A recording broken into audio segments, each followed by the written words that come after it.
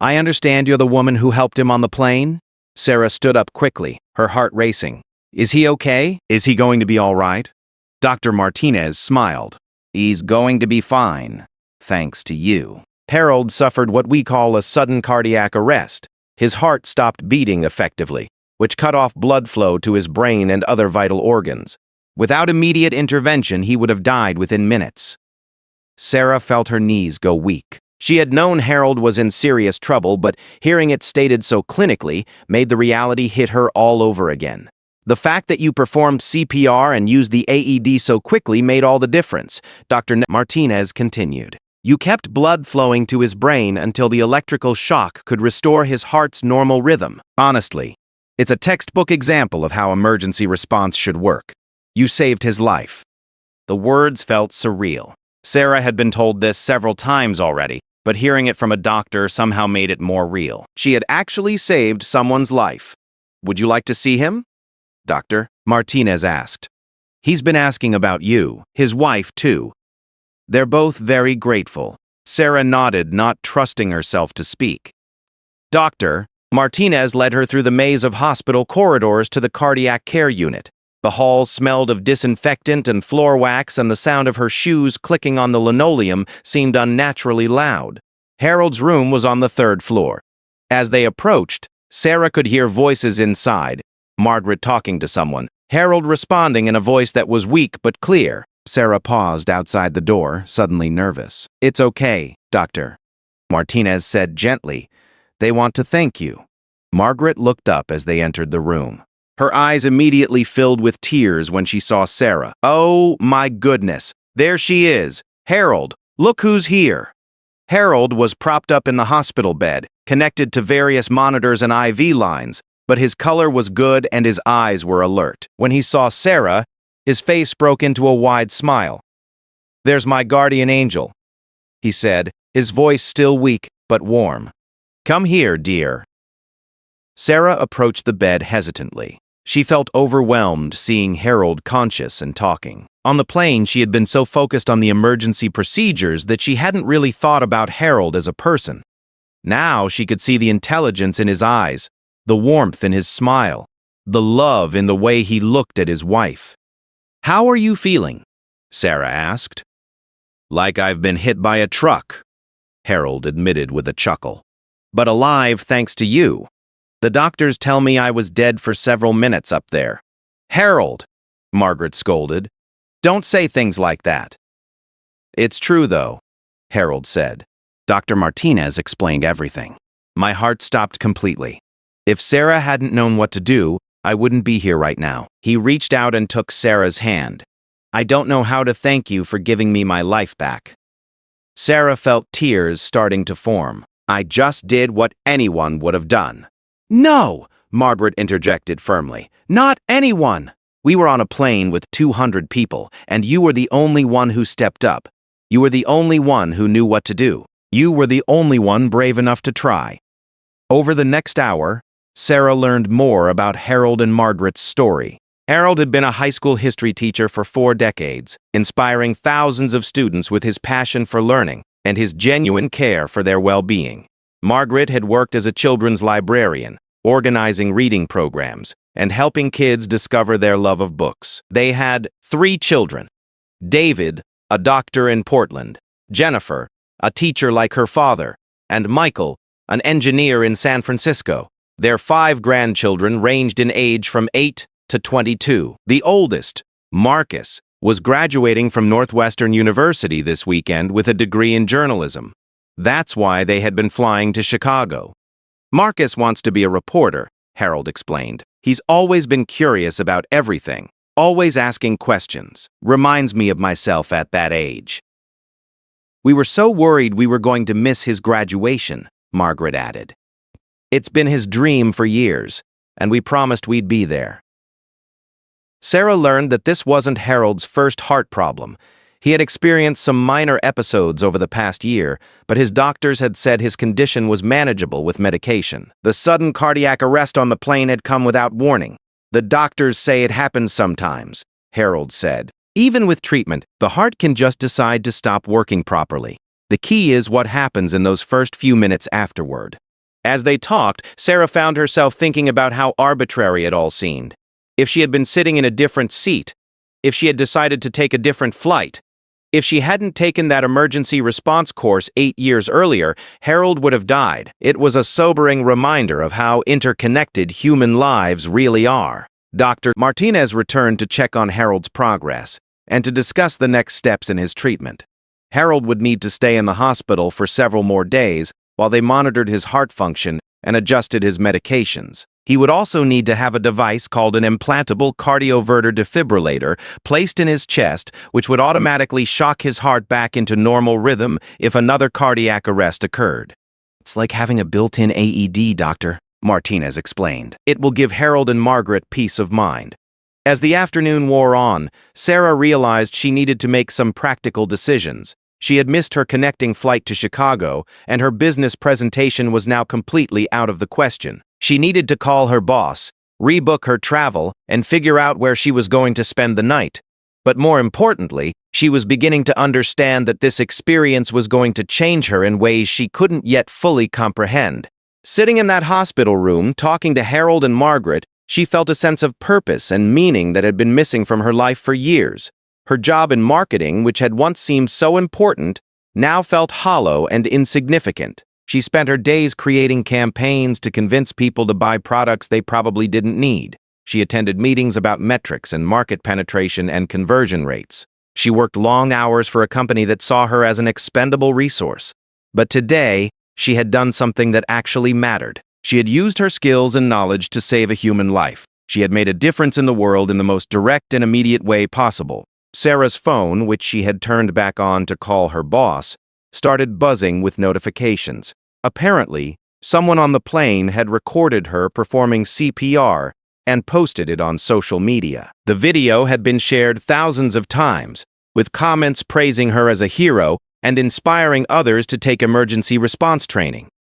Sarah Chen, marketing executive turned lifesaver, read one headline from a local news website. "Ordinary woman does extraordinary thing at 30,000 feet, said another.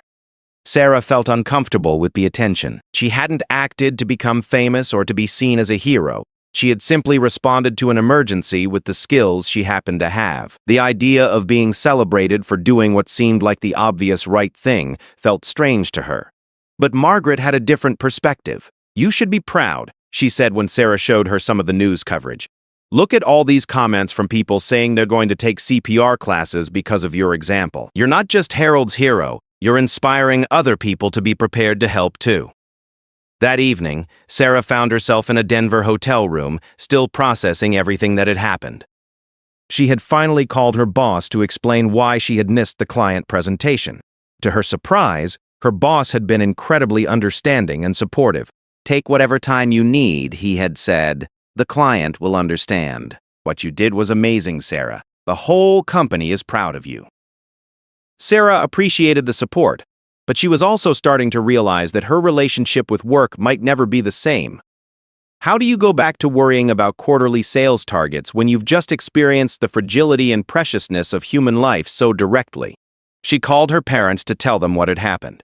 Her mother cried on the phone, telling Sarah how proud she was, but also how worried she had been when she saw the news reports. Her father, typically more reserved, simply said, "I'm not surprised. You've always been someone who steps up when people need help." Sarah wasn't sure. She had never thought of herself as particularly brave or heroic. She was just someone who tried to do the right thing when presented with a choice. But maybe that was exactly what heroism was, not some grand dramatic gesture, but simply the willingness to act when action was needed, even when you were scared and uncertain. Sarah spent a restless night in the hotel, her mind replaying the events of the day. She thought about the moment when she first heard Harold collapse, the decision to stand up and identify herself as having medical training, the feeling of his pulse under her fingers, the sound of the AED charging, the relief when Harold opened his eyes. She also thought about all the times in her life when she had chosen not to get involved, not to step up, the homeless person she walked past every day on her way to work, the coworker who was struggling with a heavy workload while Sarah focused on her own responsibilities, the environmental causes she cared about but never actually supported with time or money. Today had shown her that she was capable of more than she had realized. but it had also made her aware of all the opportunities she had missed to make a positive difference in smaller everyday ways. The next morning, Sarah returned to the hospital to check on Harold before flying home. She found him sitting up in bed, looking much stronger than the day before. His color was good, and he seemed more like himself. "I have something for you," Harold said, reaching into the drawer of his bedside table. He pulled out a small, leather-bound notebook. "I've been keeping a journal for the past 20 years, writing down thoughts about life and teaching and family. I wrote something for you last night." He opened the notebook and read aloud. "March 16, 2019. Yesterday I died, and yesterday I was reborn. I don't remember the dying part, but I will never forget the rebirth. It came through the hands and heart of a stranger who chose to act when action was needed. Sarah Chen didn't know me from any other passenger on that plane, but she treated my life as if it were the most precious thing in the world. In doing so, she reminded me, and I hope she reminded herself, that every human life has infinite value, and that each of us has the power to be someone else's miracle." Sarah felt tears streaming down her face. "Harold, I don't know what to say." "You don't need to say anything," Harold replied. "But I do want you to promise me something." "What?" "Promise me that you won't let this experience fade into just a good story you tell at parties. You discovered something about yourself yesterday, something important. You learned that you're the kind of person who steps up when people need help. Don't forget that. The world needs more people like you." Sarah nodded, not trusting herself to speak. She hugged Harold and Margaret goodbye, promising to stay in touch and to come visit them in Portland someday. As her plane took off from Denver, heading back to Seattle, Sarah looked down at the city below and thought about how different she felt from the woman who had left Seattle just 2 days earlier. That woman had been focused on work and career advancement and all the small concerns that had seemed so important at the time. This woman, the woman she was becoming, had a different perspective. She had been reminded of what really mattered in life, and she was beginning to understand that she had choices to make about how she wanted to use her time and talents going forward. The flight attendant, recognizing Sarah from the news coverage that was now everywhere, stopped by her seat. "I heard about what you did," she said quietly.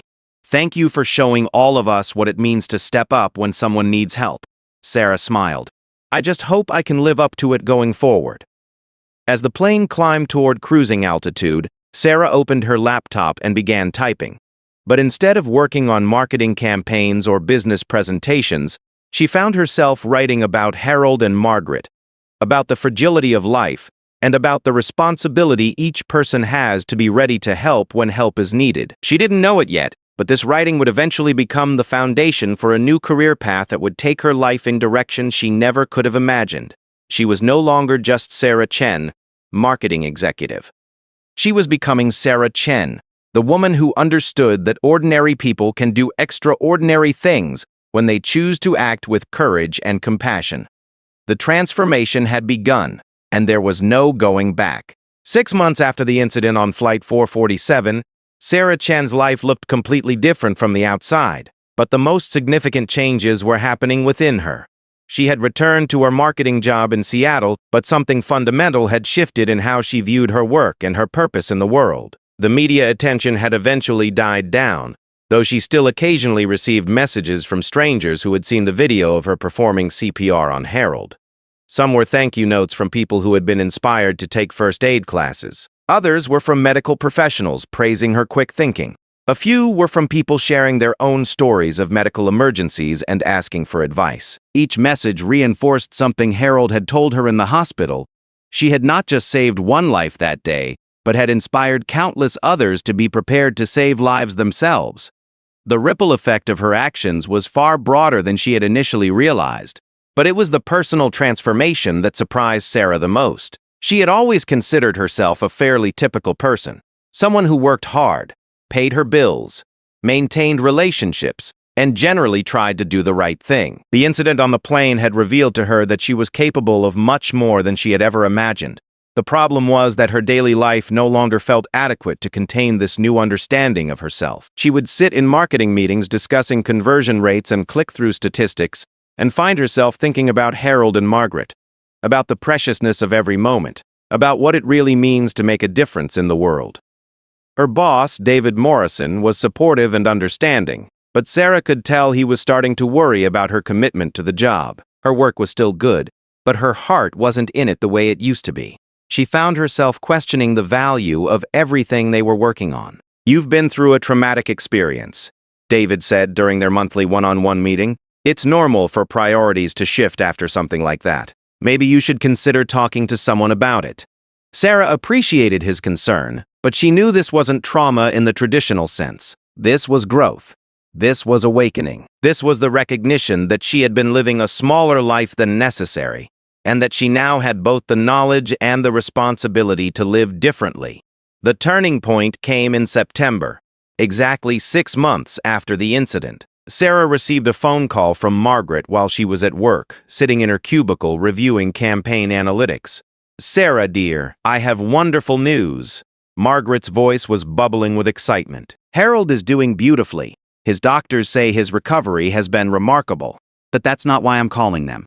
Sarah leaned back in her chair, happy to hear Margaret's voice. They had stayed in regular contact since March, and Sarah had come to think of Harold and Margaret as family. "Marcus, our grandson, the one who was graduating when we were flying to Chicago. He's been accepted into a master's program in journalism at Columbia University. He's going to write his thesis about ordinary people who do extraordinary things in emergency situations.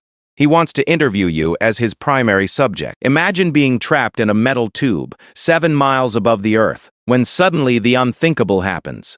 The lights flicker, oxygen masks drop, and the people around you start collapsing one by one. There's nowhere to run, no hospital to rush to, no emergency room just around the corner. In that moment, you have 2 choices: freeze in terror or become the hero someone desperately needs. This is the story of Sarah Chen, a 34-year-old marketing executive who never imagined that her routine business flight from Seattle to Chicago would become a life-or-death situation that would change her forever. The morning of March 15, 2019, started like any other Tuesday for Sarah Chen. She grabbed her usual black coffee from the corner cafe near her downtown Seattle apartment, checked her emails one last time, and called an Uber to take her to Seattle-Tacoma International Airport. Sarah worked for a tech startup, and this trip to Chicago was supposed to be routine, just another client presentation, another hotel room, another few days away from home. She had made this exact flight dozens of times before. At 32,000 feet, somewhere over the plains of Montana, Sarah was reviewing her presentation slides on her laptop when she heard a strange sound coming from the seat behind her. It wasn't the usual airplane noise, the hum of engines or the whistle of air conditioning. This was different. It was a gurgling, choking sound that made her blood run cold. Sarah turned around to see a man in his 60s, dressed in a business suit, slumped forward in his seat. His face had turned an alarming shade of blue, and his eyes were rolled back, showing only the whites. The woman sitting next to him, presumably his wife, was shaking his shoulder frantically and calling his name. "Harold! Harold! Wake up! But, oh God, somebody help us!" The woman's screams pierced through the cabin noise, and suddenly other passengers began to take notice. Sarah hadn't actually identified any specific opportunities yet, but she knew they were out there. She had been contacted by several organizations over the past 6 months: the American Red Cross, local emergency services, community colleges offering first aid training programs. She had declined most of these invitations because she was trying to maintain her normal life, but now she was ready to explore them. David was more understanding than she had expected.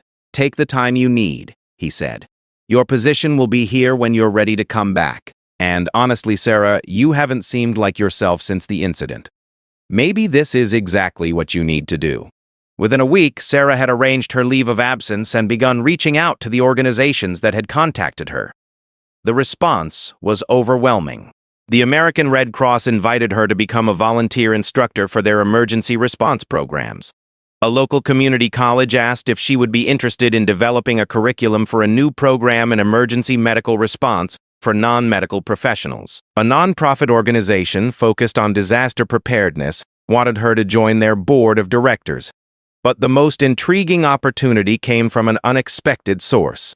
Dr. Elizabeth Warren, not the politician but a researcher at the University of Washington School of Medicine, had been studying the psychological impact of emergency situations on both victims and responders. She had read about Sarah's experience and wanted to interview her for a research project. "What interests me," Dr. Spokes with, Warren explained during their first meeting, "is not just what you did on that airplane, but how the experience changed you afterward. Most research focuses on trauma and negative outcomes, but your case suggests that emergency situations can also lead to positive transformation and personal growth." Sarah found herself opening up to Dr. Warren in ways she hadn't with anyone else, including her family and closest friends. She talked about the sense of purpose she had felt while helping Harold, the clarity of mind that had come from knowing exactly what needed to be done, and the feeling that she had accessed capabilities within herself that she didn't even know existed. "It's like the emergency situation stripped away all the noise and distractions and revealed something essential about who I am," Sarah explained. "The problem is that regular daily life is full of noise and distractions again. I'm struggling to figure out how to maintain that sense of clarity and purpose." Dr. Warren nodded thoughtfully. "What you're describing is what some researchers call post-traumatic growth, though in your case it might be more accurate to call it post-heroic growth. You've discovered capabilities you didn't know you had, and now you're trying to figure out how to integrate that knowledge into your regular life." Over the following weeks, Sarah began to understand that her restlessness and dissatisfaction weren't signs of a problem. They were signs that she was growing into a larger version of herself. The challenge was figuring out how to build a life that could contain and express this expanded sense of who she was. She started by getting more involved in emergency preparedness training. She became a certified instructor with the American Red Cross and began teaching CPR and first aid classes at community centers around Seattle. She discovered that she loved teaching, especially when she could help people develop skills that might one day save lives. "You have a gift for this," said Janet Murray, the Red Cross coordinator who supervised Sarah's training sessions. "You're able to explain complex procedures in simple terms, and you have credibility because people know you've actually used these skills in a real emergency." Sarah also began working with Dr. Warren on her research project, which was expanding into a broader study of how ordinary people respond to emergency situations, and what factors enable some people to act effectively while others freeze or panic. "The traditional view is that people either have heroic personalities or they don't," Dr. Warren explained. "But your case suggests that heroic behavior might be more about preparation, mindset, and the willingness to take responsibility when the situation demands it." As well as her work with Dr. Warren, Sarah learned about other people who had found themselves in similar situations. A teacher who had saved students during a school shooting, a construction worker who had rescued people from a burning building, a teenager who had performed CPR on a stranger at a shopping mall. What struck her was how many of these people described similar feelings afterward, a sense that they had discovered something important about themselves, followed by a struggle to integrate that discovery into their regular lives. "It's like we've all been given a glimpse of who we really are when everything else is stripped away," Sarah said during one of their research interviews. "The challenge is figuring out how to be that person even when there's no emergency." As autumn turned to winter, Sarah found herself developing a clearer vision of what she wanted to do going forward. She wanted to help people prepare for emergencies, not just by teaching them technical skills, but by helping them understand their own capacity for heroic action. She began developing what she called Everyday Heroes workshops, programs that combined traditional first aid and emergency response training with psychological preparation and personal empowerment. The idea was to help people understand that they already had the capability to be someone else's hero if they were prepared and willing to act. The workshops were incredibly popular. Sarah started offering them through community centers and adult education programs, and word spread quickly. People were hungry for practical skills, but they were also drawn to Sarah's message that ordinary people could do extraordinary things. Most people walk through life thinking that if there's ever a real emergency, someone else will handle it, Sarah would tell her workshop participants. A doctor, a paramedic, a police officer, someone with official training and authority. But the reality is that in most emergencies, the first person on the scene is just a regular person like you or me. The question is, are you going to be ready? One of Sarah's most memorable workshops was with a group of flight attendants from several different airlines. They had requested specialized training after hearing about her experience on Flight 447. "We deal with medical emergencies all the time," explained Linda Torres, a senior flight attendant with 20 years of experience. "But most of us have never had to handle something as serious as cardiac arrest. We need to know we can respond effectively when someone's life is on the line." Teaching the flight attendants was particularly meaningful for Sarah because it connected directly to her experience with Harold. She could share not just the technical aspects of emergency response, but also the emotional and psychological challenges, taking responsibility for someone else's life in a high-pressure situation. "The most important thing is to trust your training and trust yourself," she told them. "You've all been trained in emergency procedures.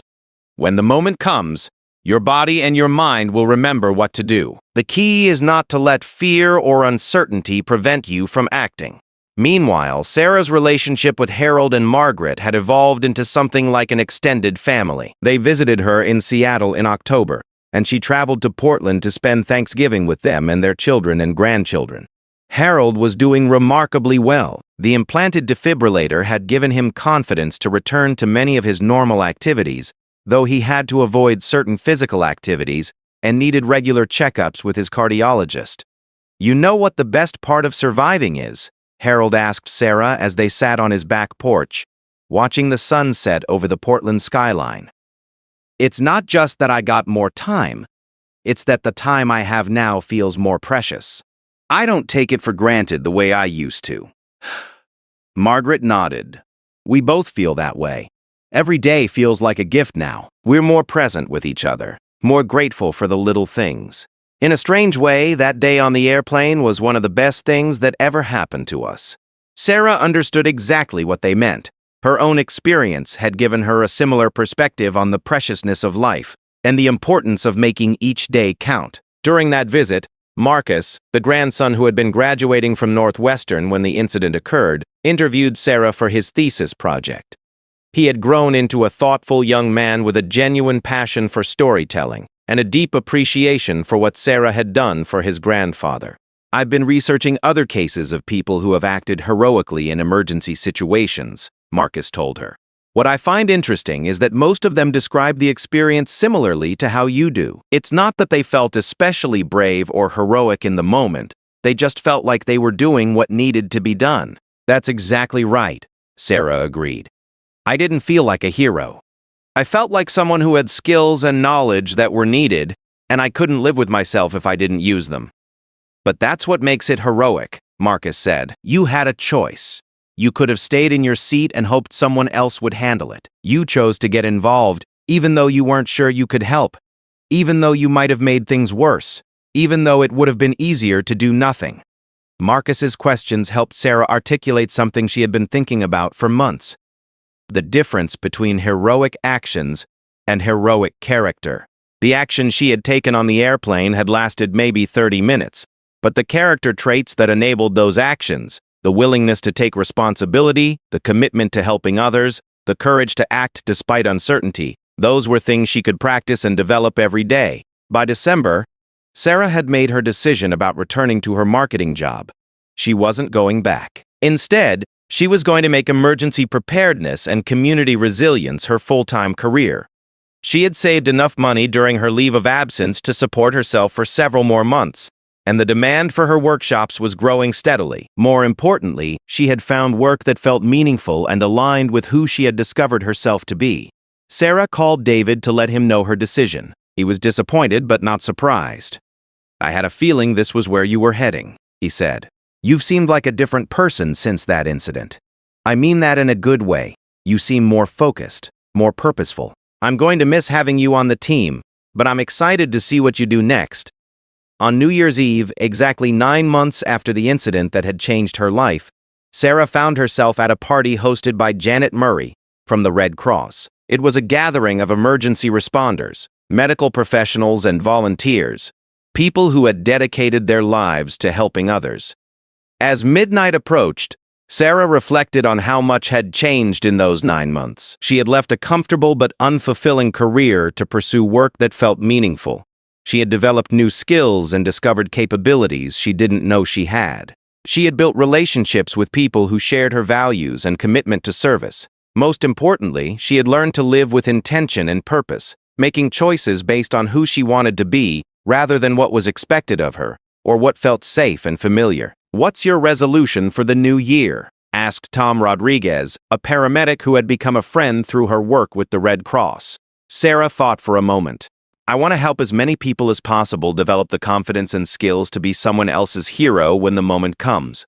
I want to build a world where no one has to face an emergency alone because someone nearby is prepared to help."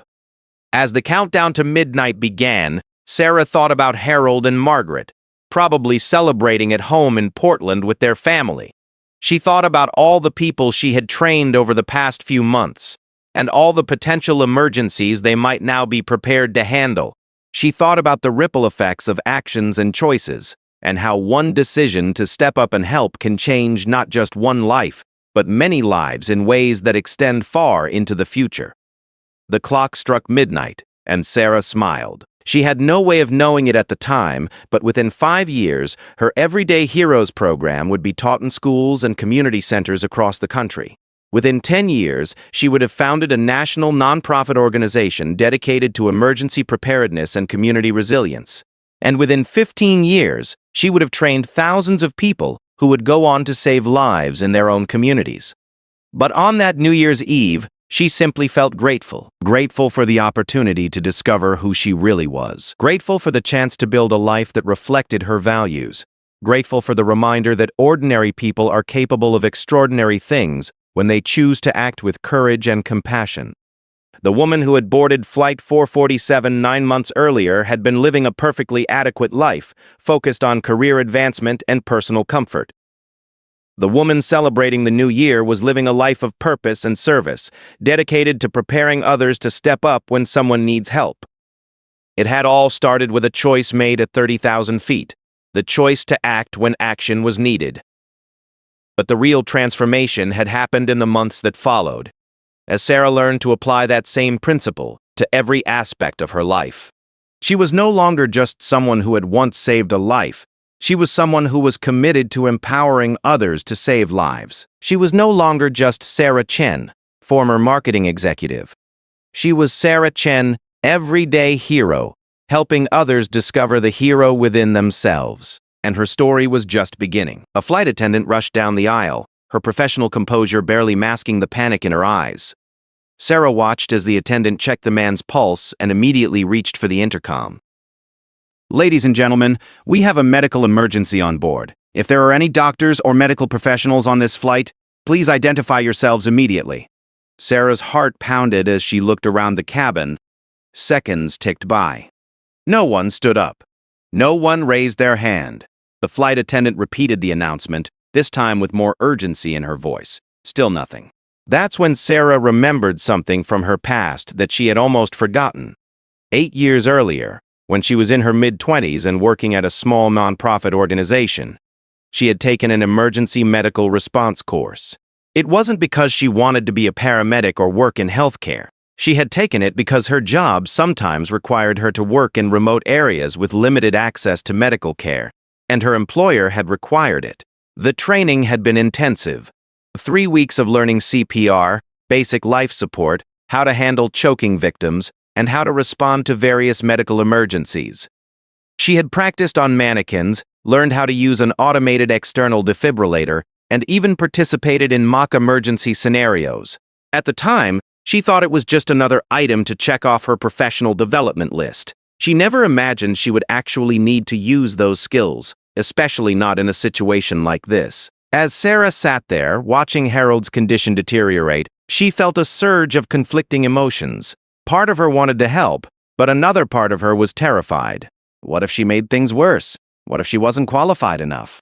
What if Harold died despite her efforts? The weight of responsibility felt crushing. But then she looked at Harold's wife, whose name she later learned was Margaret. Margaret was crying now, holding her husband's hand and begging him to stay with her. They had been married for 38 years, she would later tell Sarah. They had 3 grown children and 5 grandchildren. They were flying to Chicago to celebrate their grandson's graduation from college. Something clicked inside Sarah. She couldn't just sit there and do nothing while someone's husband, father, and grandfather slipped away. She unbuckled her seatbelt and stood up. "I have medical training," she called out to the flight attendant.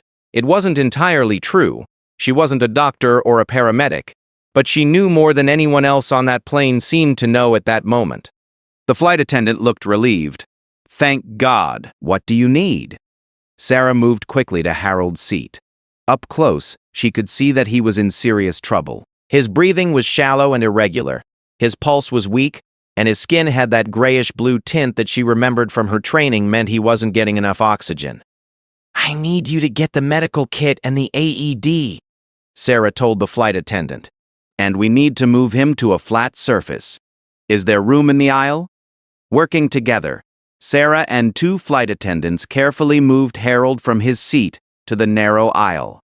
It wasn't ideal. Airplane aisles are cramped and uncomfortable, but it was the only option they had. Sarah knelt beside him and began her assessment. Harold's airway seemed clear, but his breathing was labored.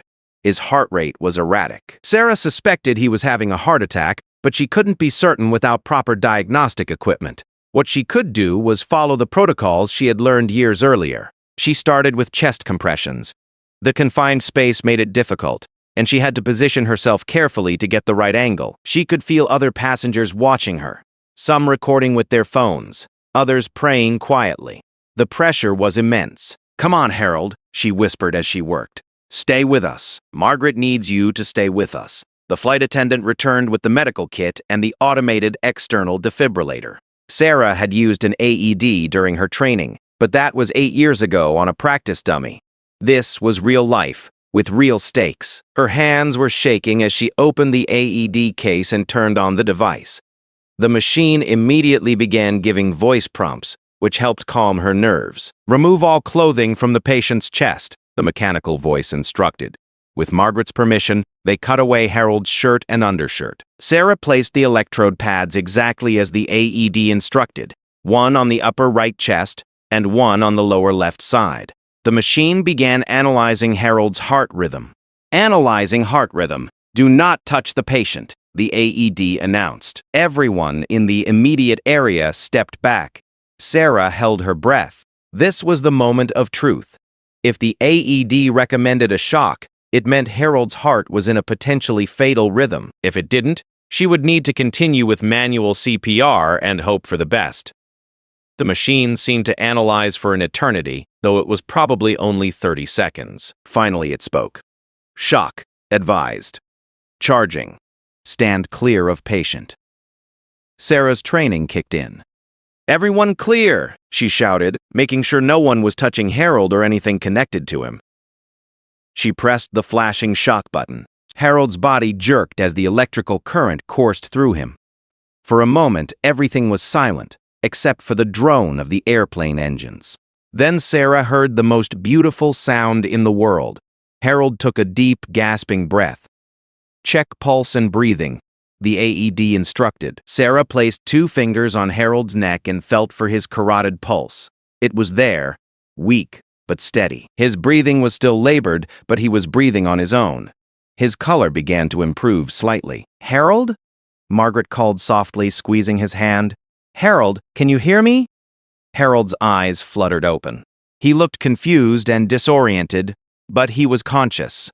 He tried to speak, but Sarah gently placed her hand on his shoulder. "Don't try to talk right now," she said. "You've had a medical emergency, but you're going to be okay. We're going to take good care of you." The captain's voice came over the intercom. "Ladies and gentlemen, due to the medical emergency on board, we will be making an immediate landing at Denver International Airport. Emergency medical personnel will be waiting for us on the ground. We should be landing in approximately 20 minutes. Please remain in your seats with your seatbelts fastened." Those 20 minutes felt like 20 hours. Sarah stayed with Harold the entire time, monitoring his vital signs and keeping him stable. She talked to him quietly, asking him simple questions to assess his mental state. What was his name? Did he know where he was? Could he squeeze her hand? Harold's responses were weak but appropriate. He seemed to understand what had happened, though he didn't remember the actual cardiac event. This was normal, Sarah remembered from her training. Many cardiac arrest survivors have no memory of the actual incident. Margaret held her husband's other hand and told Sarah their story. They had met in college, married young, and built a life together in Portland, Oregon. Harold was a retired teacher who had spent 40 years working with high school students. Margaret had been a librarian. They had been looking forward to this trip to see their grandson graduate. "I don't know what would have happened if you hadn't been here," Margaret said, tears streaming down her face. "I don't know how to thank you." She had never experienced anything like this before.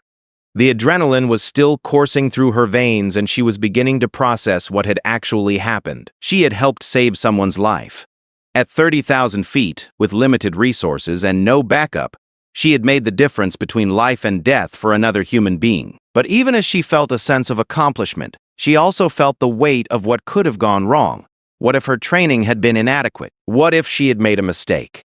What if Harold had died despite her efforts? These thoughts would stay with her for a long time. The plane began its descent into Denver. Sarah could see the city sprawling below them, and she felt a mixture of relief and anxiety. Relief that they were almost on the ground where Harold could receive proper medical care, and anxiety about what would happen next. As they approached the runway, Sarah could see emergency vehicles lined up, ambulances, fire trucks, and other emergency response vehicles with their lights flashing. It looked like a scene from a movie, except this was real life, and she was right in the middle of it. The plane touched down smoothly, and the captain immediately began taxiing toward the emergency vehicles. "Ladies and gentlemen, please remain seated. Emergency medical personnel will be boarding the aircraft to assist our passenger." Within minutes of the plane stopping, the cabin door opened and a team of paramedics rushed aboard. They were equipped with all the advanced medical equipment that Sarah had wished for during the flight: cardiac monitors, oxygen tanks, medications, and a proper stretcher. The lead paramedic, a woman who looked to be in her 40s with short blonde hair and confident demeanor, knelt beside Harold and immediately began her assessment. Sarah quickly briefed her on everything that had happened: Harold's initial symptoms, the cardiac arrest, the AED shock, and his current condition. "You did exactly the right thing," the paramedic told Sarah. "That AED shock probably saved his life. How much medical training do you have?" "Just an emergency response course I took 8 years ago," Sarah admitted. "I work in marketing." The paramedic looked impressed. "Well, you should be proud. You kept him alive until we could get here. That's what matters." As the paramedics prepared to transport Harold to the hospital, he reached out and grabbed Sarah's hand. His grip was weak, but his eyes were clear and focused. "Thank you," he whispered. It was the first thing he had said since regaining consciousness. Sarah felt tears welling up in her eyes. "You're going to be fine," she told him. "Just focus on getting better." The paramedics carefully transferred Harold to their stretcher and wheeled him off the plane.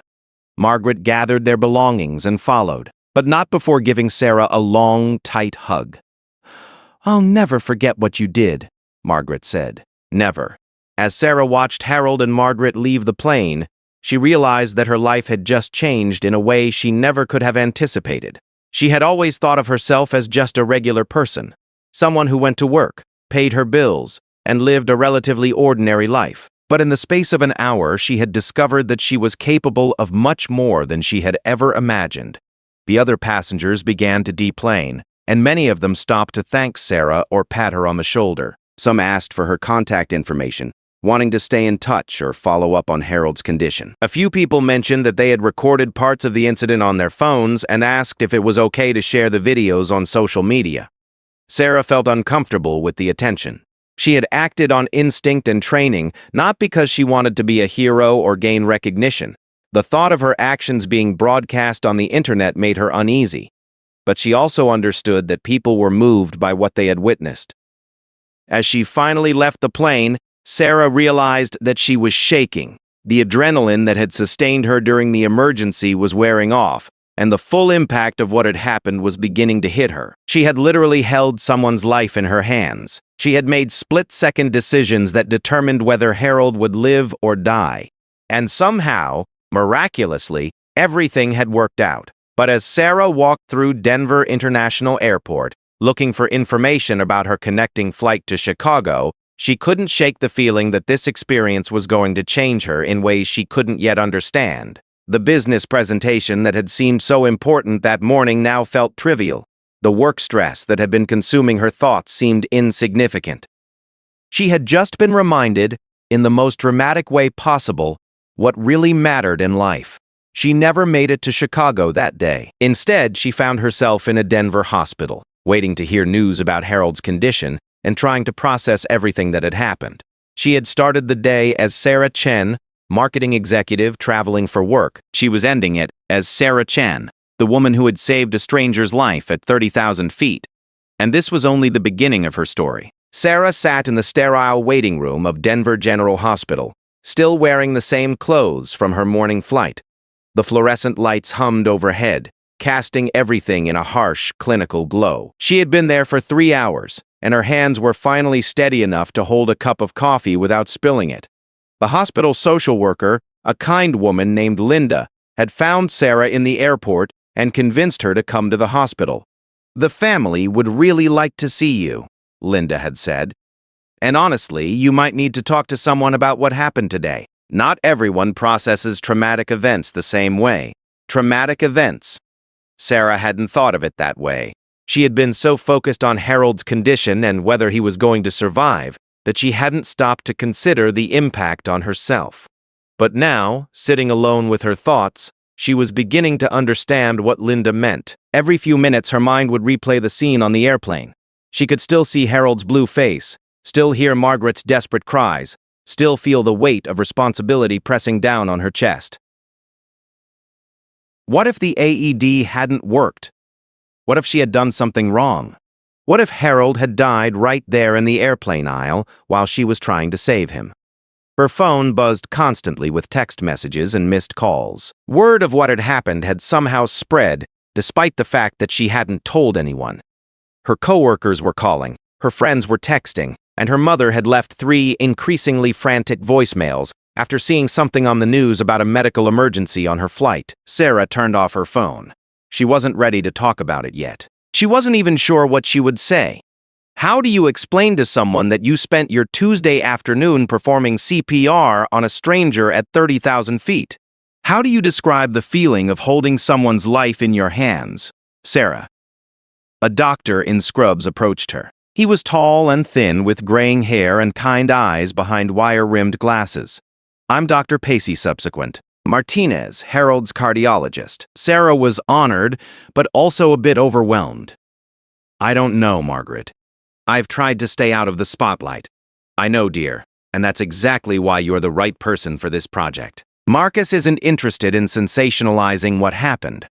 He wants to explore how regular people can be prepared to help others and what happens to them afterward. He's seen how that day changed not just Harold's life, but yours too. That evening, Sarah found herself thinking about Margaret's call. She realized that she had been struggling with the aftermath of the incident, not because it had traumatized her, but because it had revealed a gap between who she was capable of being and how she was actually living her life. She had proven to herself that she could act decisively and effectively in a crisis, that she could remain calm under pressure, that she could make life or death decisions with confidence and skill. But what was she doing with those capabilities now? Was she using them to make the world better, or was she letting them atrophy while she focused on marketing campaigns for products that didn't really matter? Sarah made a decision that night. She was going to take a leave of absence from work and figure out how to align her daily life with what she had learned about herself on that airplane. The next morning, she walked into David's office and requested a meeting. "I need to take some time off," she said.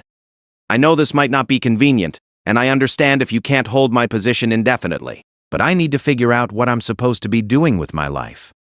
David looked surprised, but not entirely shocked. "How much time are you talking about?" "I don't know. Maybe 3 months, maybe 6. I have savings, and I need to explore some opportunities that have come up related to emergency preparedness and community response."